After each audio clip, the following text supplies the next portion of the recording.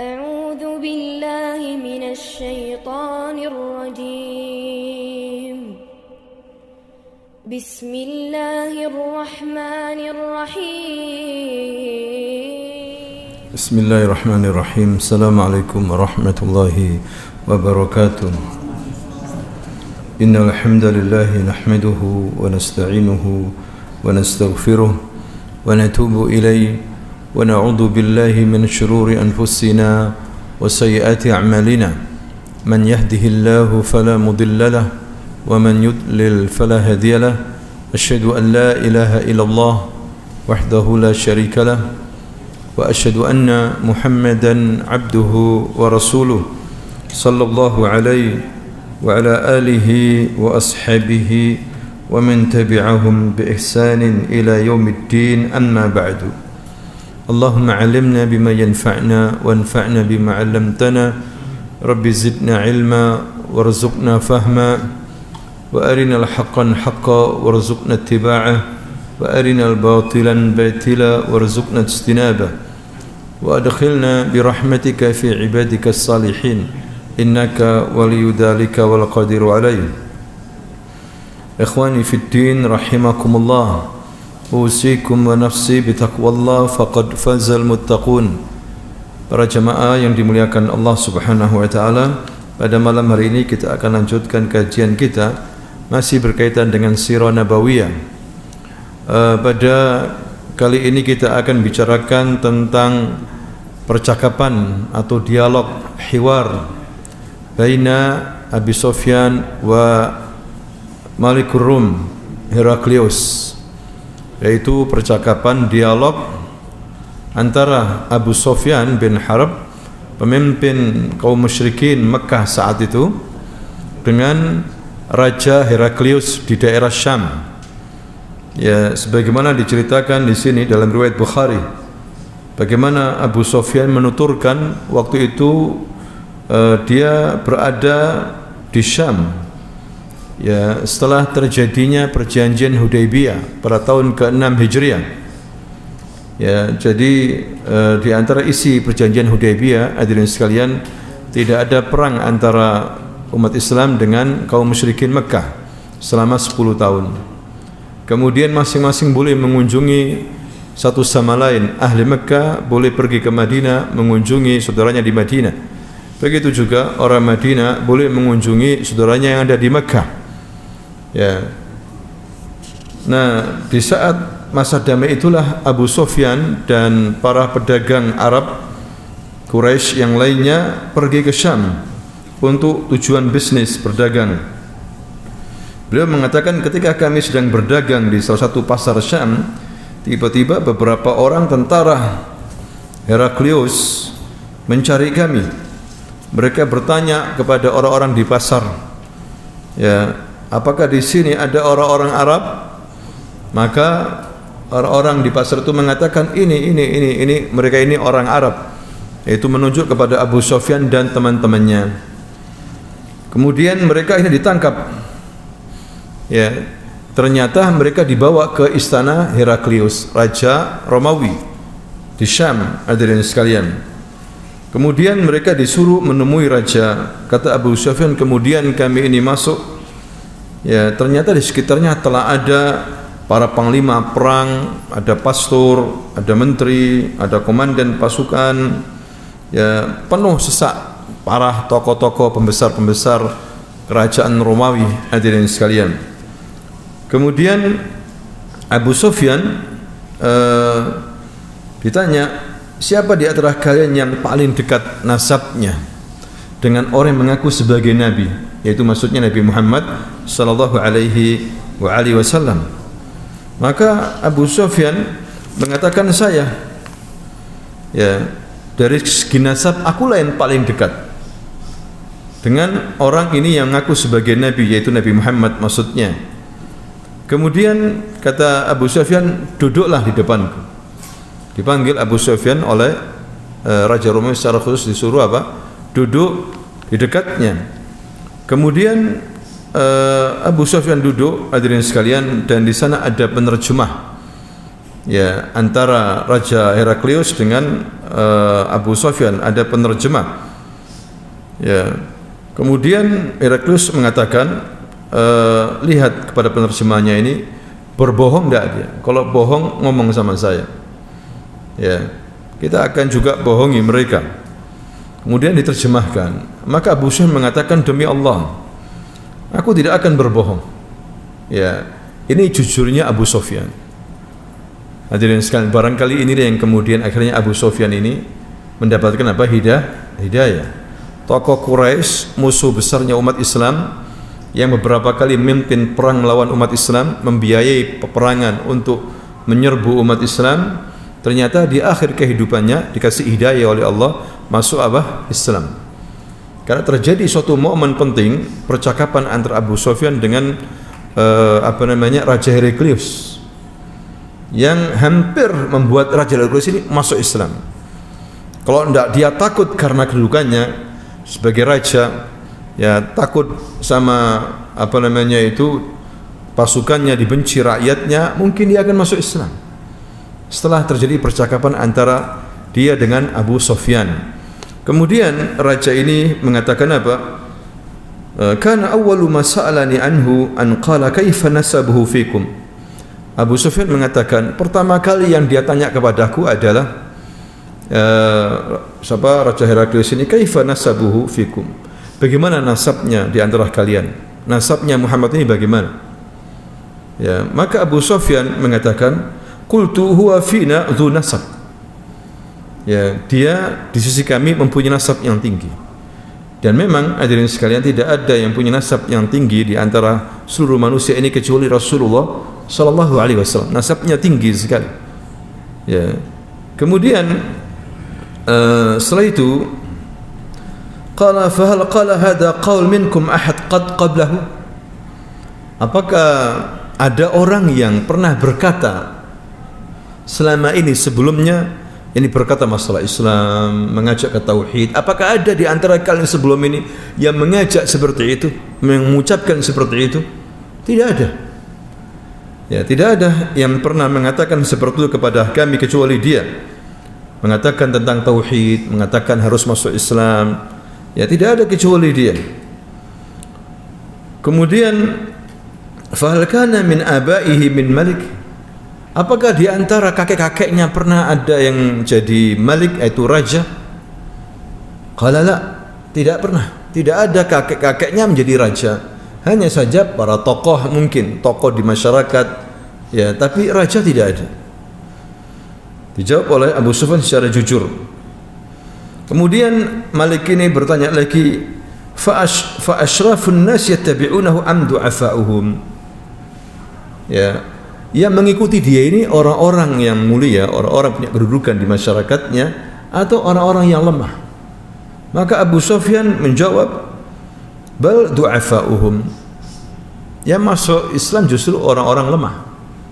Ya, memang begitulah hadirin sekalian. Kebanyakan pengikut para nabi awal-awal itu memang orang-orang yang lemah, orang-orang yang miskin. Ya, karena orang-orang kaya susah. Ya, mereka takut dengan bisnisnya terganggu, mereka takut dengan kekuasaannya, mereka takut dengan jabatannya akan hilang dan sebagainya.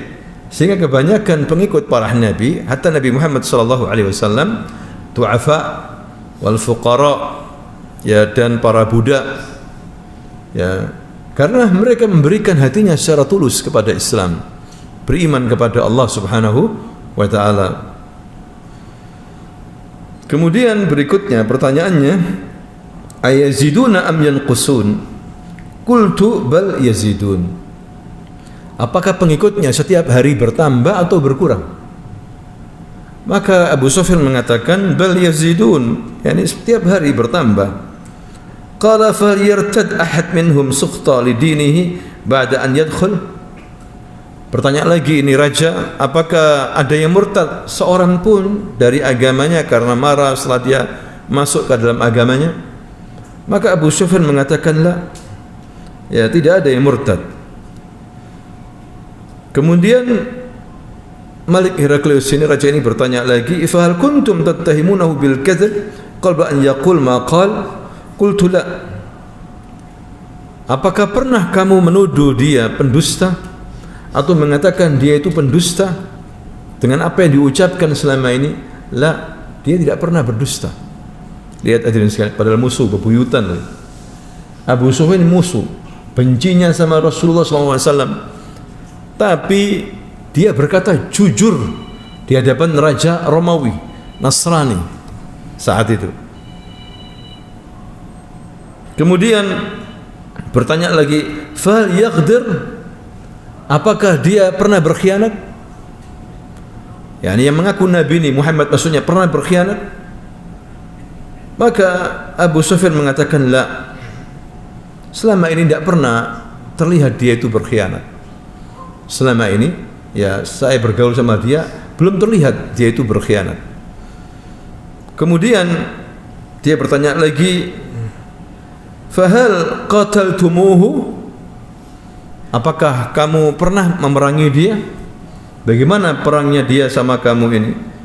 Qala na'am, qultu na'am, iya. Ya, kita pernah memerangi dia.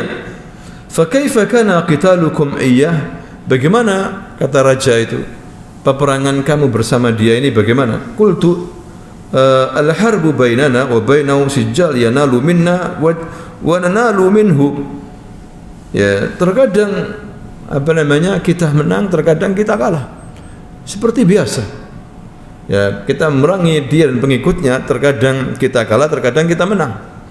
Terjadi pada perang Badr, umat Islam menang. Pada perang Uhud, umat Islam kocar-kacir. Hadirin sekalian, ini terjadi pada tahun ke-6 Hijriah. Setelah adanya perjanjian apa? Hudaybiyah. Ya. Kemudian berikutnya pertanyaannya, qala madza ya'murukum? Raja Heraklius bertanya lagi, yang ngaku Nabi ini Muhammad maksudnya, memerintahkan apa kepada kalian? Kok kalian menyelisih dia ini? Kemudian Abu Sufyan mengatakan, hadirin sekalian,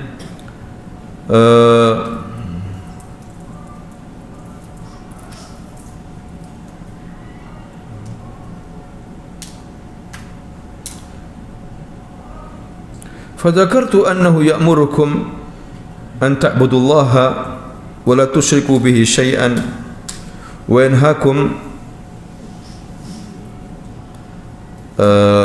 sebentar.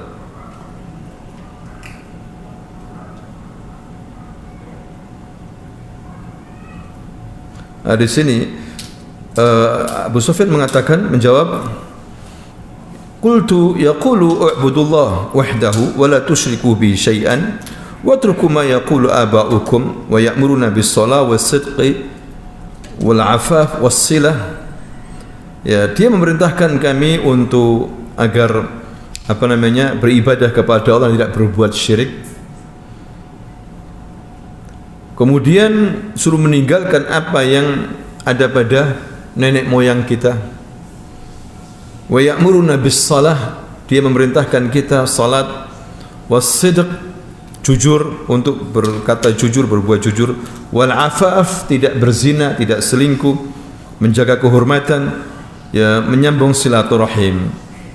Nah, itu yang apa namanya diucapkan oleh Abu Sufyan ketika terjadi dialog dia dengan siapa? Raja Romawi Heraklius. Maka Heraklius mengatakan kepada terjemahnya ini agar diterjemahkan, sa'atu an nasabihi fa dzakartu annahu fikum dzun nasab. Aku tadi bertanya kepadamu tentang nasabnya dia, maka kamu jawab dia ini punya nasab yang tinggi, nasab yang mulia. Ya, begitulah para rasul yang diutus, katanya siapa? Raja Romawi. Kebanyakan rasul yang diutus itu punya nasab yang mulia, bukan orang sembarangan. Jadi dia ini memang ahli kitab, ada yang tahu, ya, dan memang begitu.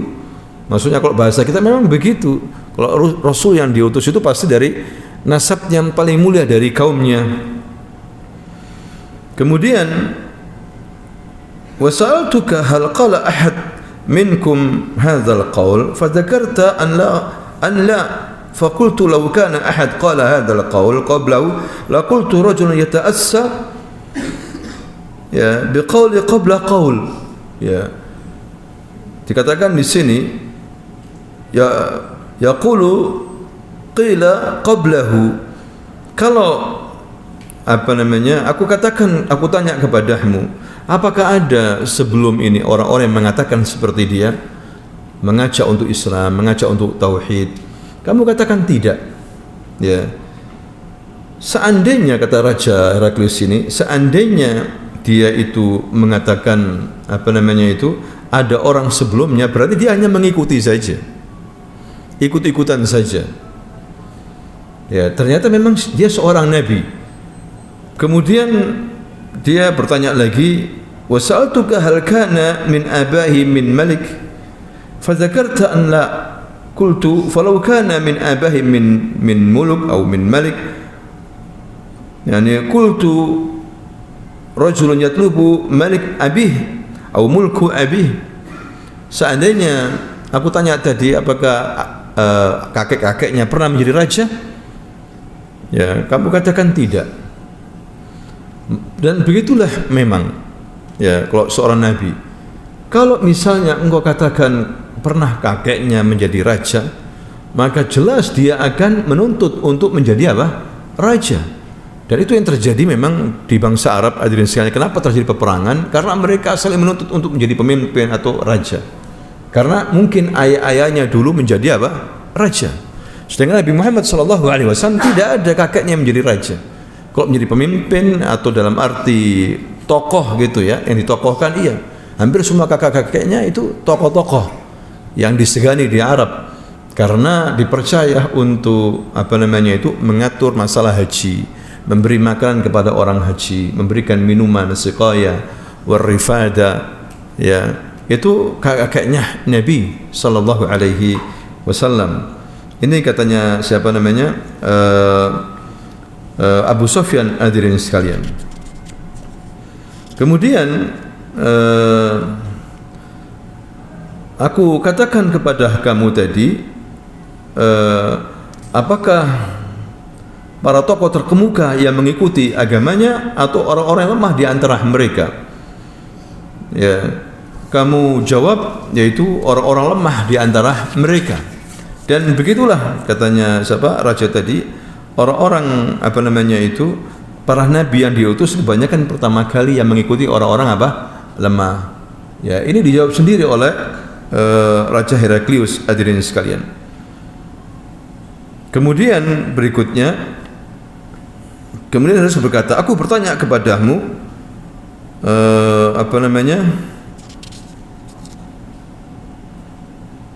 apakah ada di antara mereka yang murtad lantaran marah terhadap agamanya setelah dia masuk Islam?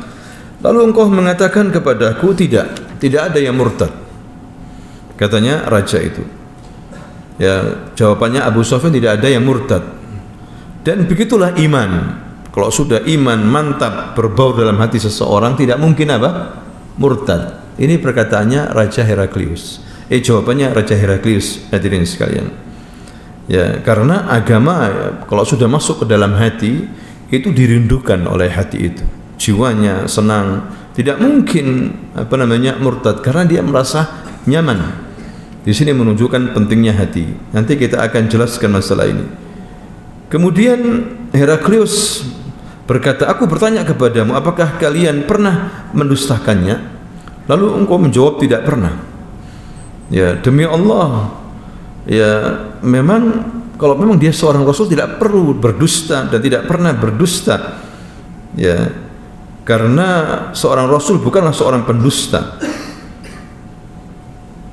Kemudian aku bertanya kepadamu, apakah kalian memeranginya? Lalu engkau mengatakan kepadaku, ya kalian pernah menang, ya, dan juga pernah dikalahkan. Kalian pernah menguasai, juga pernah dikuasai. Demikian perkara yang diperlakukan oleh Allah SWT bergiliran, sunnatullah subhanahu wa ta'ala. Kadang-kadang hadirin sekalian, Rasul pernah mengirim tentara-tentaranya, ada yang terbunuh semuanya kecuali satu. Beberapa kali terjadi. Ya, terkadang Rasulullah menang, pasukannya juga menang, terkadang kalah. Begitulah sunnatullah. Ya, supaya orang tidak merasa sombong atau menang terus akhirnya menjadi sombong. Kemudian Heraklius berkata lagi, aku bertanya kepadamu, apa yang dia perintahkan kepada kalian? Lalu engkau memberitahukan kepadaku bahwa dia merintahkan kalian agar beribadah kepada Allah, tidak berbuat syirik, salat, sedekah, menjaga kehormatan, tidak berzina, menyambung persaudaraan.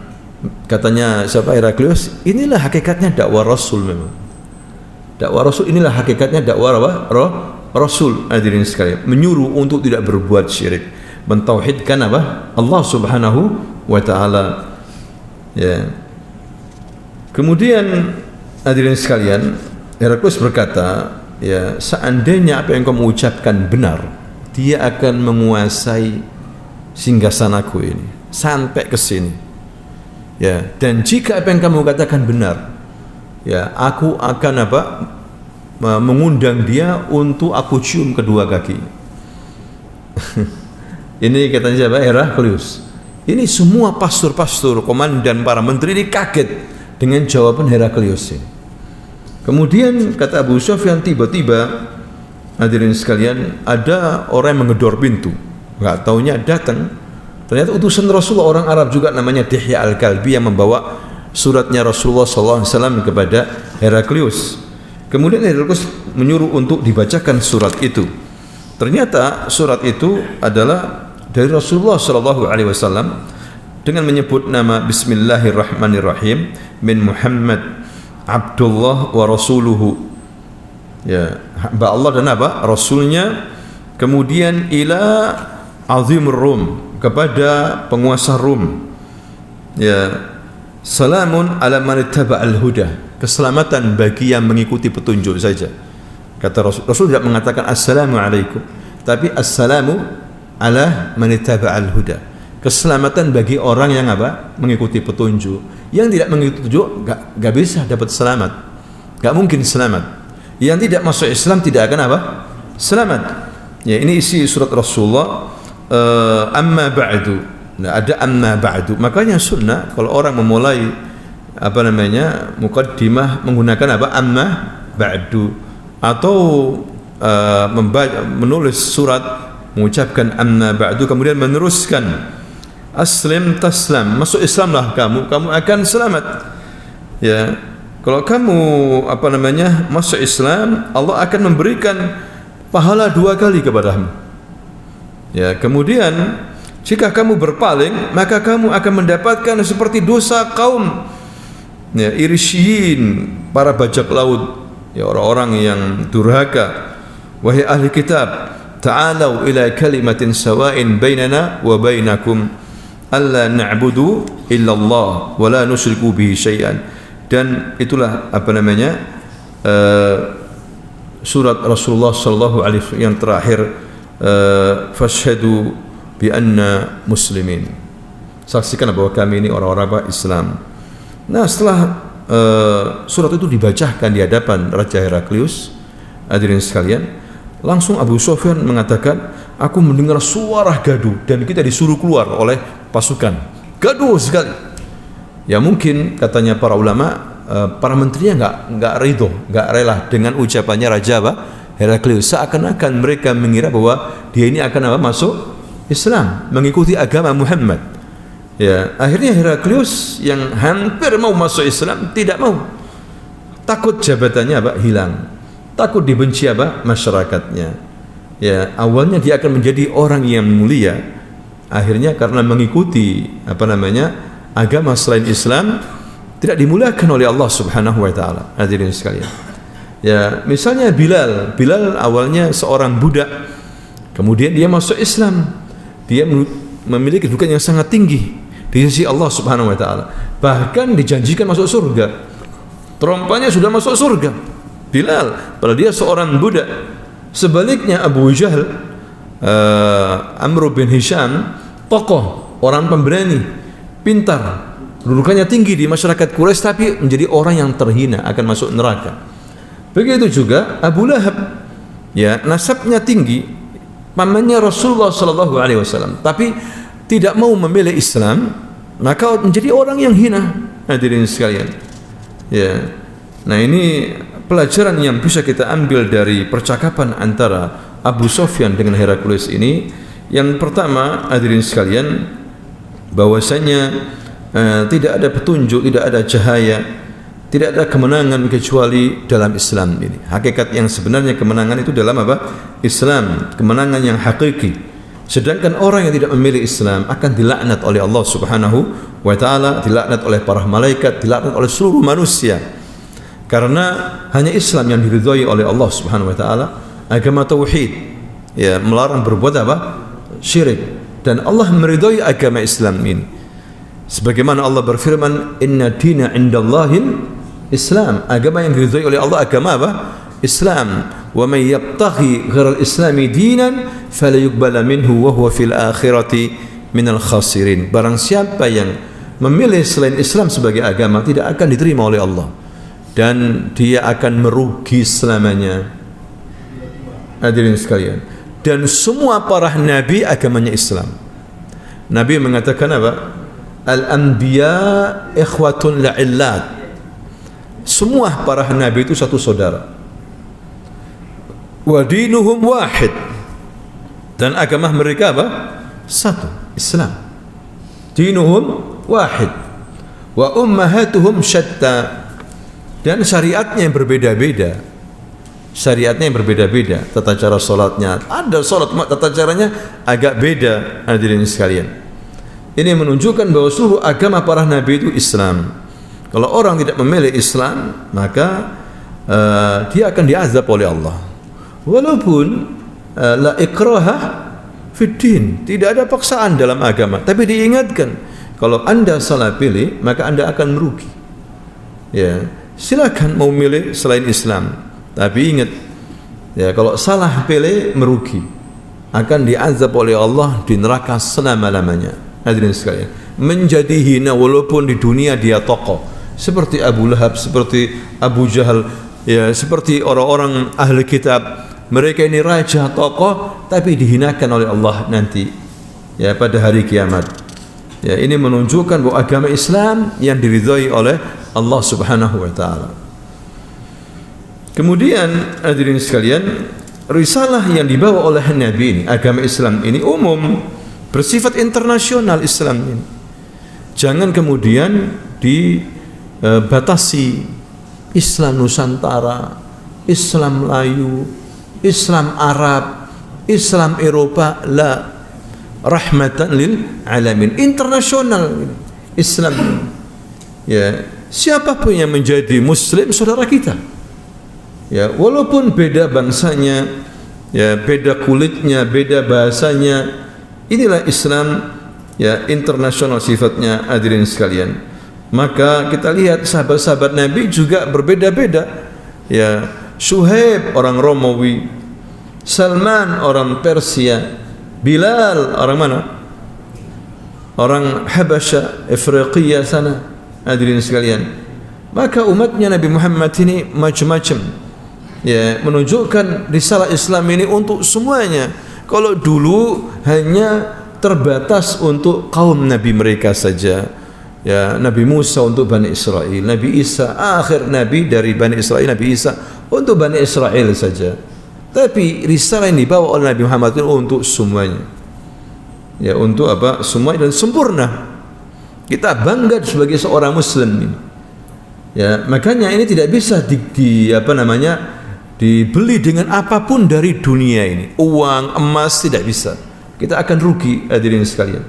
Ada orang murtad karena iming-iming dunia fulus, ya, atau orang yang dicintainya, maka dia rugi, selamanya merugi. Hina, dia lebih hina daripada kutu yang hidup di kotoran binatang. Bayangkan. Makanya kita tidak boleh mencintai orang kafir, tidak boleh. Walaupun siapa dia, ya, pemain bola, kayak politikus, presiden, bangga tidak boleh. Mereka itu hina, lebih hina daripada kotoran yang apa? Daripada binatang yang hidup di kotoran apa? Binatang. Nabi mengatakan seperti itu. Lah kok Anda berikan cintanya kepada mereka? Kalian buat heboh padahal non muslim, hadirin sekalian, rendah mereka itu. Ya, maka ini adalah akidah kita. Inna dina indallahil Islam. Agama Islam ini sempurna. Makanya tidak hanya diakui oleh orang Islam, tapi orang Yahudi datang kepada Amirul Mukminin Umar bin Khattab. Ya Amirul Mukminin, ya, kamu tahu ada satu ayat di dalam Al-Quran, dalam kitab kalian itu umat Islam, kalau ya turun kepada kami jadikan Id, ada hari raya khusus untuk ayat ini. Kata Umar, ayat apa itu? Allah Subhanahu wa taala bukankah berfirman, al-yawma akmaltu lakum dinakum wa atmamtu alaikum ni'mati wa raditu lakumul islamah dina. Pada hari yang telah aku sempurnakan bagimu agamamu, dan aku telah sempurnakan nikmatku kepadamu, dan aku ridhoi Islam sebagai apa? Agamamu. Kata Umar, aku tahu turun ayat ini, yaitu turun ayat ini ketika Rasul berada di padang Arafah. Ya, turun ayat ini pada tanggal 9 Dzulhijjah ketika Nabi wukuf di padang apa? Arafah. Turun di waktu yang mulia, di hari yang mulia, hari Arafah. Agama Islam ini sempurna. Hadirin sekalian, nikmat yang luar biasa, ya, kita meluk agama Islam ini. Wala tamutunna illa wa antum muslimun. Jangan sampai kamu mati kecuali sebagai seorang muslim. Titik, sudah. Ya, milik Islam habis, sudah. Ngeri, hadirin sekalian. Kemudian yang bisa kita ambil pelajaran di sini adalah bahwasanya orang yang paling bertakwa dialah yang paling dekat kepada Allah. Terdepan, terbaik, terbesar, ya, walaupun dia orang fakir sekalipun, dia mulia di sisi Allah Subhanahu wa taala. Ya, orang yang memahami agama Islam ini dengan baik, dengan mengamalkan, dialah yang paling mulia. Sebaliknya, walaupun dia tokoh raja Romawi, dia akan hina. Hampir dia masuk Islam, tapi karena takut kedudukannya, jabatannya, bisnisnya hilang, dia tidak mau memilih Islam. Takut sama rakyatnya. Lihat para sahabat, ya, mereka diuji dengan disiksa, diusir dari kampung halamannya, tetap memilih Islam. Walaupun harus meninggalkan toko-tokonya, harta bendanya, seperti Utsman, seperti Syuaib Ar-Rumi, itu punya kekayaan banyak waktu di Mekah. Utsman bin Affan diambil semuanya sama orang Quraisy, tidak peduli. Walaupun hanya pakai baju saja, lebih memilih Islam. Islam di hati, walaupun diuji dengan ujian yang sangat besar, karena Islam nikmah azimah, hadirin sekalian. Kemudian yang bisa kita ambil pelajaran dari ayat ini, percakapan ini, hadirin sekalian, bahwasanya seorang muslim harus merasakan manisnya iman agar Allah Subhanahu wa taala meneguhkan keimanan di dalam hatinya, menopangnya dengan ruh darinya, menetapkan agama ini dalam jiwanya. Ya, jadi seorang muslim harus menguatkan iman. Iman tempatnya di mana? Dalam hati, hadirin sekalian. Jadi mari kita bersihkan hati kita dari penyakit-penyakit hati sehingga iman kuat. Takwa di sini juga Nabi mengatakan at-taqwa hahuna. Takwa itu di sini. Ya, tempatnya tawakal, tempatnya ikhlas, tempatnya niat. Tapi kalau hati kita kotor dengan dosa, dengan maksiat, maka susah untuk menjalankan ibadah ini. Ketika orang hatinya bersih, hadirin sekalian, mudah untuk beribadah. Ya, mudah mendapatkan pertolongan dari Allah Subhanahu wa taala. Karena pemilik hati yang bersih inilah yang akan bahagia ketika menemui Allah. Allah Subhanahu wa taala berfirman, yauma la yanfa'u malun wala banun illa man atallaha biqalbin salim. Di hari yang dimana nanti enggak manfaat anak dan harta kecuali orang yang menemui Allah dengan hati apa? Yang salim, yang bersih dari benci sama orang, hasad, iri hati, ya, dendam. Susah nanti. Rasul mengatakan la yadkhulul jannah man kana fi qalbihi misqala dzur min al-kibr. Tidak akan masuk surga orang yang dalam hatinya ada apa? Sebiji sawi dari kibir, hati-hati. Ya, bahaya, hadirin sekalian. Hati inilah yang dilihat oleh Allah pada diri seorang hamba. Allah tidak melihat rupa kita, ganteng, jamila, cantik, ya, tinggi, pendek, pincang, buta, enggak dilihat oleh Allah Subhanahu wa taala. Inna Allah la yanduru ila suwarikum wala ila amwalikum walakin yanduru ila qulubikum wa a'malikum. Allah enggak melihat kepada rupa-rupamu, enggak lihat sama Allah SWT. Ya, Bilal punya rupa apa? Kulit hitam. Hadirin sekalian. Tapi nilainya tinggi di sisi Allah Subhanahu wa taala. Ya. Abu Jahal, Amr bin Hisham, gagah, ganteng, kaya raya, hina dia. Masuk neraka nanti. Tidak ada artinya. Ya. Hati ini penting sekali, makanya Nabi sering berdoa dan kita disuruh berdoa. Allahumma ja'al qalbi nuran. Ya Allah, jadikan hatiku apa? Bercahaya, nur. Ya. Apalagi Allahumma ya muqallibal qulub tsabbit qalbi ala dinik. Allahumma ati nafsi taqwaha wa zakkiha anta khairu man zakkaha anta waliyuha wa maulaha. Karena kalau hati ini mumtali' bi hubbillah, penuh hatinya dengan cinta kepada Allah, maka semuanya ringan. Hadirin sekalian, kita ditolong sama Allah Subhanahu wa taala. Iman kuat, ya, luar biasa, hidup tenang. Hidup apa? Tenang. Ya, salat cinta, ke masjid enak, duduk di majelis ilmu bisa bertahan. Ya, puasa ringan. Tapi sebaliknya, kalau hati ini penuh dengan dunia saja, benci, dendam, iri hati, suudon. Apalagi kalau kita ngikuti perpolitikan sekarang ini, waduh, saling benci-bencian antara kubu ini. Untuk apa, hadirin sekalian? Mari kita hasibu anfusakum qabla an tuhasibu. Ya, ini penting sekali. Nabi pernah menceritakan dalam hadis riwayat Imam Ahmad, ada seseorang, kata Nabi waktu itu duduk bersama para sahabatnya, wahai para sahabat, sebentar lagi akan masuk dari pintu ini rajul min ahli jannah, seorang, dia termasuk penghuni surga. Tidak lama muncul seseorang, anak muda, wajahnya basah karena air wudu, mencincang dua sandalnya, masuk masjid salat. Besok harinya seperti Rasul mengatakan, akan ada anak muda lewat dari pintu ini, dia termasuk penduduk apa? Surga. Lewat orang seperti kemarin. 3 hari berturut-turut Rasul mengatakan seperti itu. Ya, para sahabat pingin. Para sahabat yang tiap hari bersama Rasul nggak mengatakan begitu.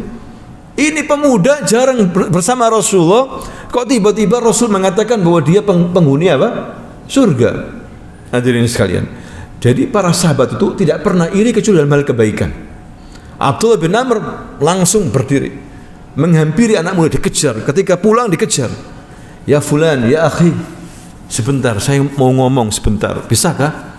Bisa, silakan. Bisakah kamu tolong saya? Saya ini ada masalah sama kedua orang tua saya. Supaya apa ya? Supaya pingin selesai, saya tidak mau apa panjang lebar sama orang tua saya. Saya pingin nginep di rumahmu, bisa enggak? Supaya enggak ribut sama kedua orang tua saya. Oh, silakan. Silakan nginep di rumah saya. Tidak lama, mungkin 2 hari 3 hari. Ya tidak apa-apa, silakan ya akhi. Diajak nginep. Abdullah bin Amr ibn al-As ingin melihat apa sih amalannya anak muda ini. Dilihat malam harinya, nggak wudu, nggak sholat malam. Pas kalau subuh dia bangun pergi ke masjid. Satu, ya. Kemudian yang kedua, besoknya barangkali dia mungkin puasa sunnah dilihat. Nggak puasa sunnah, nggak sahur. Ya, pagi makan. Nggak ada suatu hal yang istimewa. Besoknya begitu juga. Nggak ada hal-hal yang istimewa, tambahan-tambahan sunnah jarang. Akhirnya Abdullah terus terang, ya akhi, begini, saya ini sebetulnya minta maaf, kata, minta maaf. Saya ini berdusta sama kamu. Tapi saya ini punya tujuan. Begini, saya ini ingin melihat amalmu. Barangkali ada yang istimewa. Karena kemarin itu 3 hari berturut-turut Rasul mengatakan kamu ini termasuk penghuni surga. Saya ingin meniru kamu ini. Ini ucapan bukan ucapan biasa dari Rasul. Rasul tidak berdusta. Saya ingin meniru kamu ini. Apa amalmu? Tetapi saya lihat nggak ada yang istimewa. Sholat malam kagak, ya kan? Puasa sunnah juga tidak. Ya, anu aja, sholat 5 waktu kamu pergi ke masjid. Hanya itu. Kata orang ini, ya ini amalan saya ya akhi. Wallahi nggak ada yang saya sembunyikan. Ya ini amalan saya nggak tahu kalau Rasul ngomong seperti itu kepada saya, nggak tahu. Enggak, barangkali engkau sembunyikan di hadapan saya. Lah, tidak ada yang saya sembunyi. Ini amalan saya sudah. Yang kamu lihat. Gimana ya? Masa gak ada amalan yang lain? Katanya Abdullah. Atau mungkin begini, saya ini setiap hari, yani mau tidur, saya ini bersihkan hati saya dari kebencian sama kaum muslimin. Saya tidak mau dendam, saya tidak mau benci, iri hati, ya hasad, sombong sama kaum muslimin. Saya tidak mau seperti itu. Saya hilangkan. Bahkan kalau ada kaum muslimin yang salah sama saya maafkan sudah. Pokoknya sebelum tidur saya ingin bersihkan hati saya dari hal-hal seperti itu. Itu saja sebetulnya. Kata Abdullah bin Amr bin As, ini yang mungkin kami tidak bisa. Ini yang membuat kamu masuk surga, kata Rasulullah. Membersihkan hatimu ini dari hasad, riya, benci sama kaum muslimin, dendam, sombong. Ini yang mungkin kami belum bisa. Menunjukkan apa hadirin sekalian? Pentingnya hati. Pentingnya apa? Hati. Terkadang orang mungkin perhatian sama badannya, olahraga, makan harus sehat, harus ini, tapi hatinya kotor. Buat apa? Hatinya penuh dengan dosa, maksiat, kesombongan, iri hati, cemas, takut atau yang maksudnya itu berhubungan dengan dunia saja. Ya, akhirnya dia tidak khusyuk dalam ibadah. Ini semua karena hatinya. Begitu juga kita ini ketika masuk Islam, kita sudah menjadi muslim, hadirin sekalian, kita bersihkan hati kita ini. Ya, hati ini penting bagi badan, anggota badan yang lainnya seperti raja. Anggota badan yang lainnya tentara-tentaranya. Kalau rajanya baik, semua tentaranya itu apa? Baik. Kalau hati baik, semua anggota ini, badan ini apa? Baik. Ya, tergantung orang itu hatinya. Penting hati ini. Ya, yang dilihat oleh Allah itu hati. Makanya para sahabat mungkin kalau ibadah ya sama orang-orang tabi'in, kalah sahabat dengan para tabi'in. Tabi'in ini luar biasa ibadahnya. Ya. Seperti Hasan Al-Basri, kemudian Sa'id Musayyib. Ya, 40 tahun tidak pernah terlambat dalam shaf pertama. Ya, luar biasa. Tapi tetap sahabat lebih utama karena hatinya luar biasa, ikhlas ya dalam masuk Islam ini, dalam membela agama Allah Subhanahu wa taala. Ikhlas, mereka orang-orang biasa tapi hatinya, imannya luar biasa. Hadirin sekalian, diuji mereka bersabar. Nah, itulah karena itu Allah Subhanahu wa taala berfirman, "Yusabbitullahu alladhina amanu bil qawli tsabiti fil hayatid dunya wa fil akhirah." Wa yudhillullahu adh-dhalimina wa yaf'alullahu ma yasha. Allah meneguhkan iman orang-orang yang beriman dengan ucapan yang teguh dalam kehidupan di dunia dan di akhirat, dan Allah menyesatkan orang-orang yang zalim, dan Allah berbuat apa yang Dia kehendaki. Kemudian hadirin sekalian, pelajaran berikutnya dari kisah percakapan dialog antar Raja Heraklius Raja Romawi dengan Abu Sufyan ini adalah sesungguhnya Allah Subhanahu wa taala menyebarkan dakwah ini sebagaimana Allah menyebarkan malam dan siang. Allah ini akan menyebarkan agama Islam sebagaimana Allah menyebarkan malam dan siang. Nabi mengatakan akan dimasuki Islam ini kota, desa, negara. Suka atau tidak suka, dimasuki melalui orang-orang yang pintar, orang-orang yang kaya, orang-orang yang baik, atau melalui orang-orang yang zalim, yang banyak berbuat dosa, mendakwakan Islam. Ya, Allah Subhanahu wa taala akan sebarkan Islam ini tidak hanya di Indonesia, semua daerah, semua negeri, semua kota, semua kabupaten di seluruh dunia ini akan dimasuki oleh Islam, suka atau tidak suka orang-orang kafir. Hadirin sekalian, karena inilah agama Islam, agama internasional, jangan dibatasi. Islam Indonesia, Islam ini, Islam Melayu, Islam Islam alamin. Ya, Islam untuk alam ini. Ya. Begitu juga sebagaimana matahari terbit dari timur dan barat, bulan, hadirin sekalian, ketika memberikan cahayanya, begitulah Islam. Islam ini akan tersebar kemana-mana, dan Anda lihat kemanapun ya negeri, pasti ada orang Islam. Ya. Di Spanyol dulu orang Arab berkuasa 800 tahun lebih. Ya, hancur habis itu, dibantai sama orang-orang Nasrani. Ternyata pindah ke Indonesia dalam beberapa tahun. Subhanallah, Indonesia justru yang paling banyak. Tapi bisa jadi Islam hilang di Indonesia kalau umat Islamnya diliputi penyakit wahan. Apa itu wahan? Hubbud dunya wa karahiyatul maut. Nanti pindah kemana lagi begitu? Ya tergantung umat Islamnya. Kalau umat Islam ikut-ikutan rusak habis. Bagaimana dulu orang Arab, bayangkan, orang pintar-pintar Spanyol hidup mereka 800 tahun menjadi negerinya sendiri, tapi hilang langsung, habis. Dikasih satu pilihan saja atau dua pilihan sama orang Kristen Spanyol waktu itu, masuk Kristen atau mati. Ayo, masuk Kristen atau mati. Bayangkan. Ya. Nah ini pelajaran penting bagi kita hadirin sekalian. Islam Masya Allah di Indonesia ini, tapi kita harus banyak belajar tentang agama Islam ini, istiqamah, ya, ikut memperjuangkan agama Allah Subhanahu wa Ta'ala sebagaimana para sahabat-sahabat Nabi, supaya tetap eksis agama Islam ini. Ya, sebagaimana sekarang ini musuh sudah nggak takut lagi sama kita, terang-terangan melawan umat Islam. Ya, kalau dulu hadirin sekalian, umat Islam mau perang, mengumumkan perang sebulan sebelumnya, orang kafir nggak bisa tidur, gemetar hati mereka, takut. 1 bulan baru diumumkan mau perang, mau jalan, gemetar, nggak bisa tidur. Ya, kalau sekarang mereka nggak takut lagi, karena umat Islam dikasih penyakit wahan tadi itu, cinta dunia dan takut mati, ujung-ujungnya materi. Seperti itu, walaupun harus mengorbankan agamanya. Na'udzubillah min dzalik. Makanya kita disuruh banyak berdoa hati ini supaya tidak menyimpang, supaya tidak murtad. Allahumma ya muqallibal qulub, tsabbit qalbi ala dinik.